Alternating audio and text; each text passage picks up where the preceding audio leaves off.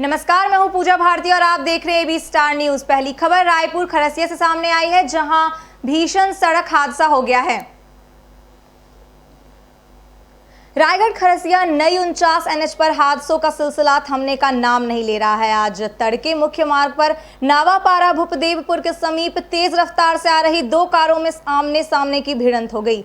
जानकारी के मुताबिक हादसे में आधा दर्जन लोग गंभीर रूप से घायल हो गए हैं। मौके पर पहुंची भूपदेवपुर पुलिस और थाना प्रभारी उत्तम साहू ने घायलों को जिला चिकित्सालय में एडमिट कराया, जहां उनकी हालत अब भी नाजुक बनी हुई है।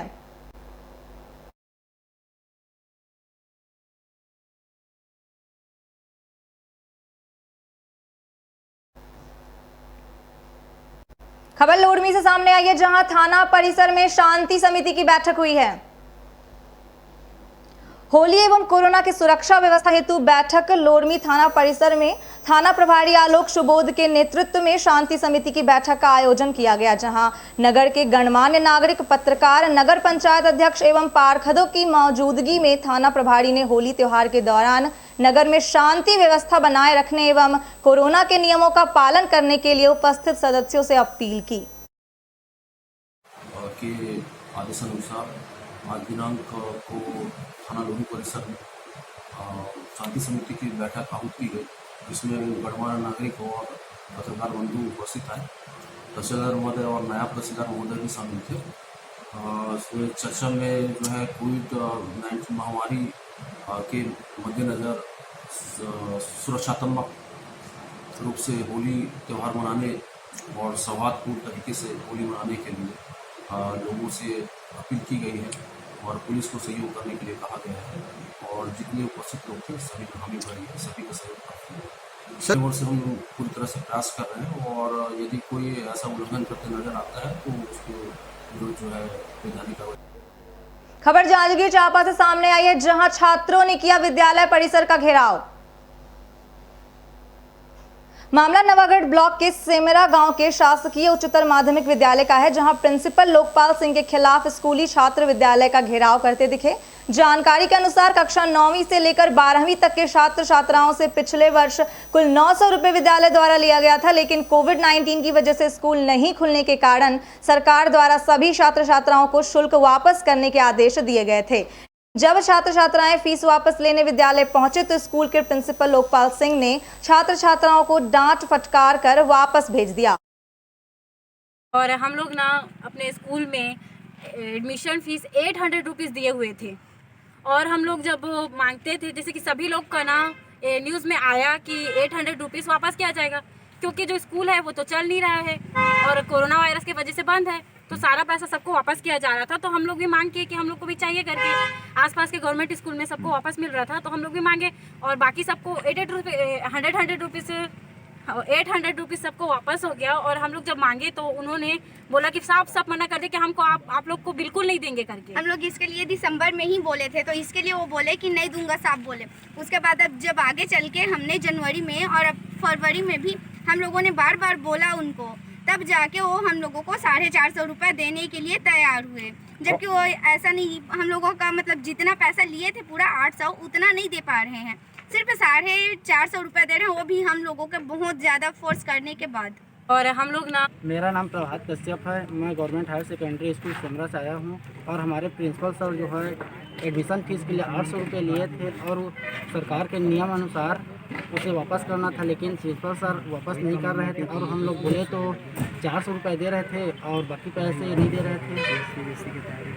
इसलिए हम लोग बीओ के पास गए और शिकायत किए, तो बीओ और एसडीएम के पास गए थे, तो लोग जांच करने भेजे थे और वो लोग जांच किए और प्रिंसिपल सर और चपरासी जो है सुबह घर पे आए थे और हम लोग को घूस दे रहे थे कि जितना चाहिए उतना बोलो और आप लोगों को पेपर में भी पास कर दिया। खबर रायपुर से सामने आई है, जहां बिलासपुर हाईवे पर बड़ा हादसा हो गया। पुलिस के मुताबिक तेज रफ्तार में आ रही ट्रक ने सड़क पर खड़े ट्रेलर में टक्कर मार दी। हादसे में क्लीनर दोनों ट्रकों के बीच फंस गया। आपको बता दें कि फायर ब्रिगेड और पुलिस की टीमें दोनों ट्रकों के बीच फंसे क्लीनर को निकालने में जुटी है।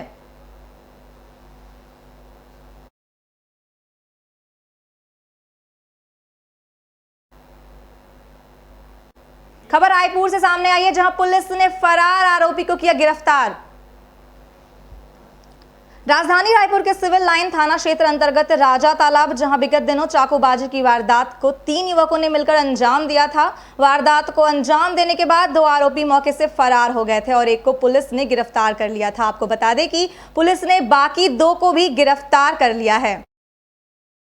जो राजा तालाब जो पुलिस चौकी है, वहाँ पर 15 दिन पहले एक धारदार हथियार से एक युवक पर ताबड़तोड़ वार किया गया था 3 युवकों के द्वारा, जिसमें से एक पहले से गिरफ्तार है। आज 2 लोगों को, एक दीपेश करके है और एक गोलू अंडा करके आरोपी को गिरफ्तार किया गया है और इनको न्यायिक रिमांड पे भेजा जा रहा है। और आर्म्स एक्ट के तहत कार्रवाई की गई थी, इसमें 324 का भी मुकदमा दर्ज था और आज 2 लोगों को उड़ीसा से पकड़ के लाए हैं और कार्रवाई की है। सर, आरोपी कहाँ के रहने वाले हैं? राजा तालाब क्षेत्र के ही रहने वाले हैं, किंतु ये उड़ीसा भाग गए थे वहाँ। खबर रायपुर से सामने आ रही है, जहां स्वास्थ्य मंत्री टीएस सिंहदेव ने की बैठक। स्वास्थ्य मंत्री टीएस सिंहदेव ने कोरोना के बढ़ते मामलों को लेकर समीक्षा बैठक की। सर्किट हाउस में चल रही समीक्षा बैठक में मंत्री टीएस सिंह ने कोरोना के बढ़ते मामलों को लेकर चिंता जाहिर की और लोगों से भीड़ भाड़ इकट्ठा न करने की अपील की। बढ़ते कोरोना के आंकड़ों पर स्वास्थ्य मंत्री ने विभागीय अधिकारियों और प्राइवेट अस्पताल संचालकों से भी बात की। अभी एक कोविड की स्थिति की समीक्षा, जहां आधार कार्ड बन रहे हैं, विशेष करके दुर्ग और रायपुर में एक ये बात आ रही है बार बार कि बड़ी संख्या में लोग उमड़ रहे हैं अपना कार्ड बनाने के लिए। तो भीड़ भाड़ में कोविड के संक्रमण की स्थिति ना हो, तो उसको नियंत्रित करना, उसको विकेंद्रित करना, ताकि बहुत ज़्यादा लोग एक साथ ना आए। कार्ड सबका बनना है, उसमें कोई समय सीमा की दिक्कत नहीं है। दूसरा, दुर्ग में पॉजिटिविटी कल 28% तक करीब चली गई। 900 से ज़्यादा लोग वहाँ संक्रमित हैं, तो ये बहुत बड़ी चिंता की बात है। बिस्तरों के लिए भी, आईसीयू बिस्तरों के लिए भी अब एक सीमा पहुँच रही है, दिक्कत आ रही है। एम्स में उससे ज़्यादा लोग नहीं भर्ती हो सकते। एम्स से भी हम लोगों ने बात की है कि 200 बिस्तर से आगे, जैसे शुरू के दौर में 500 बिस्तरों तक के लिए उन्होंने सहमति दी थी, तो क्या अभी और बिस्तर वो बढ़ा सकते हैं। खबर लोरमी खुड़िया की है, जहां 2 दिग्गजों की जन्मदिन पर उमड़ा जन सैलाब। लोरमी खुड़िया क्षेत्र के सुंदूर वनांचल गांव बिजरा कछार में लोरमी क्षेत्र के छाया विधायक सोनू चंदाकर एवं जिला पंचायत मुगेली के उपाध्यक्ष संजीत बैनर्जी का जन्मदिन मनाया गया, जहां छाया विधायक की धर्मपत्नी जिला पंचायत अध्यक्ष लेखनी सोनू चंदाकर भी साथ दिखी। आपको बता दें कि एक ओर जहां जिला प्रशासन ने लॉकडाउन लगाया है, वहीं दूसरी ओर जिले एवं वनांचल क्षेत्र से लोग अपने दोनों चहेते नेताओं के लिए हजारों की संख्या में इकट्ठे दिखे। मेरा बहुत दिन से विचार था कि वन क्षेत्र में जाके वनवासियों के साथ अपना जन्मदिन मनाऊंगा कहकर, और आज बहुत सफल कार्यक्रम, पूरा जनता के आशीर्वाद और सहयोग से हम सब लोग मिलकर जन्मदिन यहाँ मना रहे हैं। आज पूरा जनता उत्साह में है। छत्तीसगढ़ में कांग्रेस की सरकार है और कांग्रेस की तरफ लहर और झुकाव है। जनता की लगातार उत्साह, आने वाला समय निश्चित रूप से परिवर्तन होगा और लोरमी विधानसभा में कांग्रेस के ही विधायक बनेगा। बहुत दिन से मन में विचार हो रहा था कि हमको एक आध बार वनांचल क्षेत्र में कार्यक्रम रखना है, तो अवसर मिला कि जन्मदिन के अवसर में वनांचल क्षेत्र में आज वनांचल क्षेत्र में हुआ है। मैंने अपनी दीक्षा शिक्षा वनांचल क्षेत्र में लिया और इस खुशी को मैं सोनू भैया के साथ हम दोनों मिल के वनांचल क्षेत्र में पहुँच के हमारे आदिवासी भाइयों के बीच खुशियों को बांटने के लिए हम लोग यहाँ तक पहुँचे। और मुझे बहुत खुशी है कि सभी का आशीर्वाद इन वनांचल क्षेत्र में, आप जैसे कि देख रहे हैं यहाँ पे इतनी उत्सुकता के साथ हमको आशीर्वाद देने आए हमारे आदिवासी भाइयों एवं समस्त जन जो मुंगेली से, लोरमी से चल के यहाँ तक आए, उनके सब के लिए मैं धन्यवाद देता हूँ। और इस कार्य खबर बेमेतरा से सामने आई है, जहां सामाजिक भवन बनाने को लेकर मांग की गई है। एक लंबे समय से सामाजिक भवन बनाने के लिए भूमि की मांग कर रहे धीवर समाज, जो आज तक पूरा नहीं हुआ है, उसी क्रम में सामाजिक लोगों ने विधायक बेमेतरा से पुनः भूमि की मांग करते हुए आवेदन सौंपे हैं। साथ ही कुछ स्थानों का जिक्र भी आवेदन में किए गए हैं। सामाजिक सामुदायिक भवन की मांग उन्होंने मेरे समक्ष रखी है। मैंने उनको आश्वस्त किया है कि जगह का विधिवत आवंटन हो जाए, राजस्व विभाग की प्रक्रिया पूरी हो जाए, तो उसके पश्चात अपनी विधायक निधि से मैं उनको भवन दूँ। और उनकी काफ़ी पुरानी मांग है और निश्चित रूप से भूमि आवंटन के बाद उसमें भवन की कार्रवाई की जाएगी। ठीक है। हम लोग विवेकरा ढीमर समाज के समाज भवन के लिए आए हैं जी। क्या समस्याएं हो रही हैं? बहुत का कठिनाई समस्या करना पड़ता है, खाना पीना और सामाजिक बैठक के लिए हम लोग खुले आसमान में मतलब सामाजिक बैठक करते हैं। सुख दुख का काम खुले आसमान में होता है, बरसात धूप में। इसलिए हम लोग समाज के भवन के लिए 15 वर्षों से मांग कर रहे हैं। अभी तक हम लोगों को एक भी भवन नहीं मिला है। ढीमर समाज को अन्य समाज को मिल चुका है। इसलिए पुनः एक बार फिर विधायक जी से विनम्र निवेदन करने आए। क्या कहा है विधायक ने? विधायक ने आश्वासन दिया है कि आप लोग चिन्हित कर लो जगह और पटवारी से नक्शा निकला लो, फिर मैं उसको आवंटित करवाता हूँ। हम लोग खबर बलौदा बाजार से सामने आई है, जहां कलेक्टर ने की कोरोना को लेकर अपील। छत्तीसगढ़ प्रदेश में एक बार फिर कोरोना संक्रमण के बढ़ते तादाद को देखते हुए बलौदाबाजार कलेक्टर सुनील जैन ने लोगों से अपील की है कि इस साल के होली में डीजे नगाड़ा बजाने पर रोक लगाया जाए। वहीं बलौदाबाजार जिले के कसडोल तहसीलदार की अध्यक्षता में थाना प्रभारी अरुण साहू ने नगर के व्यापारी, जनप्रतिनिधियों सहित आम लोगों को बुलाकर शांति सभा की बैठक की। थाना क्षेत्र अंतर्गत इस वर्ष जो होली पर्व का आयोजन होने वाला है, जिस संबंध में शांति समिति की बैठक का आयोजन किया गया था, जिसमें समस्त ग्राम के सरपंच, उप सरपंच, कोटवार, यहाँ अपने कसडोल के जितने भी गणमान्य नागरिक हैं और पार्षद हैं, सभी उपस्थित आए हुए थे, जिनसे होली पर्व को मनाने के संबंध में, वो भी कोरोना काल के दौरान किस प्रकार की सुरक्षा व्यवस्था अपनानी है, कोरोना से किस प्रकार से जूझना है, जिसके लिए शासन प्रशासन द्वारा गाइडलाइन जारी किए गए हैं, जिनको फॉलो करना है, जिसमें सभी ने अपना स्वीकृति दिया और उत्साहपूर्वक और शांतिपूर्ण ढंग से नियमों का पालन करते हुए होली पर्व मनाने का आश्वासन दिया गया है। क्या कुछ गाइडलाइन जारी किया गया है? खासकर मास्क का उपयोग करना है, सोशल डिस्टेंसिंग का प्रयोग करना है, ग्रुप नहीं बनाना है, होली मिलन आपस में नहीं करना है और डीजे या कोई अत्यधिक ध्वनि वाला साउंड सिस्टम का उपयोग नहीं करना है और शराब सेवन कर वाहन नहीं चलाना है, 3 सवारी बिल्कुल भी ड्राइव नहीं करना। खबर राजनांदगांव से सामने आ रही है, जहां पुलिस ने सुलझाई हत्या की गुत्थी। पूरे मामला का खुलासा डोंगरगढ़ थाना प्रभारी अलेक्जेंडर किरो ने प्रेस कॉन्फ्रेंस में किया। पूरा मामला एक्स्ट्रा मैरिटल अफेयर से जुड़ा है, जहां थाना प्रभारी ने बताया कि 23 मार्च की शाम को अविनाश राम टेके ने अपनी बहन को बताया कि वो किसी डायमंड नाम के व्यक्ति से मिलने जा रहा है, जिस पर पुलिस ने डायमंड नाम के व्यक्ति की पतासाजी की और उसे रायपुर से गिरफ्तार कर लिया। हमें पूछताछ के दौरान ये भी समझ में आया कि मृतक को पैसे की ज़रूरत थी और पैसे किसी भी तरीके से पैसा कमाने उसको पैसे चाहिए थे और पैसे का दबाव डालने पर वो उसकी पत्नी से गलत काम भी करवाया है। आरोपी कहाँ का रहने वाला सर? 3 जो आरोपी हैं वो रायपुर के रहने वाले हैं और एक जो आरोपिया है वो दंतेश्वरी पारा डोंगरगढ़ की है, लेकिन वर्तमान में वो रायपुर में रहकर एक होटल में रिसेप्शनिस्ट के पद पर काम करती है। खबर रायपुर से सामने आ रही है, जहां भाजपा ने उठाए प्रदेश सरकार पर कई सवाल।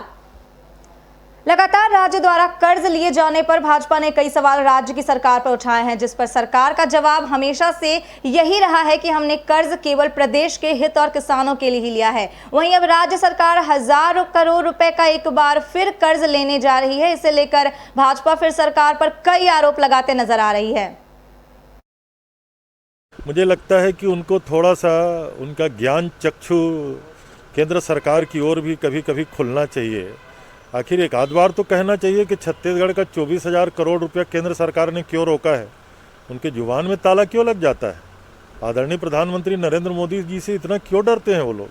छत्तीसगढ़ की हक की बात अगर वो नहीं कर सकते तो ऐसे लोगों को पता नहीं सार्वजनिक जीवन में होना चाहिए कि नहीं होना चाहिए। कर्ज ले और घी पियो जो चारवाक का वाक्य है उसके ऊपर में चल रही है। विकास के काम तो पूरी तरह ठप्प पड़े हुए हैं, खाली अपने हितों के काम को करने के लिए सरकार कर्ज ले रही है। इसी के साथ रवीन चौबे जी का ये कहना है कि हम कर्ज ले रहे हैं किसानों के हित के लिए, लेकिन केंद्र सरकार ने हमारा 24,000 करोड़ रुपए रोका हुआ है। भाजपाइयों को उन्हें पहले कन्विंस करना चाहिए कि उस पैसे को दें ताकि योजनाओं का सुचारू रूप से संचालन हो। कोई पैसा रोका नहीं गया है, ये रूटीन का सिस्टम है, आज नहीं है। अगर पिछले आज़ादी के बाद से अभी तक का इतिहास निकालेंगे तो सरकार से मिलने वाला पैसा धीरे धीरे सरकार को मिलते रहता है। और केंद्र की सरकार ने जो पैसे कोरोना काल के कारण डिले हुए हैं, उन पैसों के लिए कर्ज की व्यवस्था भी सरकार की लिखी।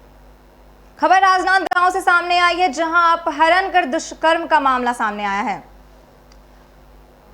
पूरा मामला मानपुर थाना का है, जहां एक युवक पर एक नाबालिग बालिका का अपहरण कर दुष्कर्म करने का आरोप लगा है। पुलिस के मुताबिक आरोपी का नाम खिलेश्वर डोंगरे है। पुलिस ने अपहृत नाबालिग बालिका सहित आरोपी को अपने कब्जे में कर लिया है।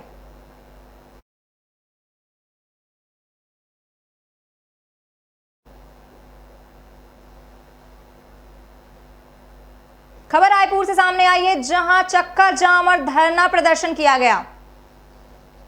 अखिल भारतीय किसान संघर्ष समन्वय समिति और 500 से अधिक किसान संगठनों के साझे मोर्चे संयुक्त किसान मोर्चा के आह्वान पर छत्तीसगढ़ में तीनों कृषि विरोधी कानूनों को वापस लेने की मांग पर चक्का जाम और धरना प्रदर्शन किया गया। आज 3 कृषि कानूनों को लेकर पूरे देश के पैमाने पर पिछले 110 दिन से अधिक समय से भी दिल्ली की सीमाओं पर जो संघर्षरत किसान हैं, 200 से ज़्यादा लोगों की शहादतों के बावजूद भारत सरकार के द्वारा इस आंदोलन के खिलाफ तमाम किस्म के दुष्प्रचार और इस आंदोलन को तोड़ने के लिए सारे किस्म के घृणित हथकंडे अपनाए जाने के बावजूद देश के किसान कृषि क्षेत्र में बदलाव के जो 3 काले कानून इस सरकार ने पेश किए हैं, उसके खिलाफ इन काले कानूनों को वापस लेने, न्यूनतम समर्थन मूल्य पर कृषि उपजों की खरीदी के लिए कानून बनाने और देश में मोदी सरकार के राज में जो महंगाई की आग लगी हुई है, नियमित और निरंतर रूप से जो पेट्रोलियम पदार्थों की कीमतें बढ़ रही हैं, जो खाद्यान्न की और आवश्यक उपभोक्ता वस्तुओं की कीमतें बढ़ रही हैं और उससे जो है आम जनता की जेबों पर जो डाका डला है, उसके खिलाफ आज पूरे भारत के अंदर में किसानों ने भारत बंद का आह्वान किया था। आज के बुलेटिन में बस इतना ही। देश और दुनिया की तमाम खबरों के लिए देखते रहिए एबी स्टार न्यूज़। नमस्कार।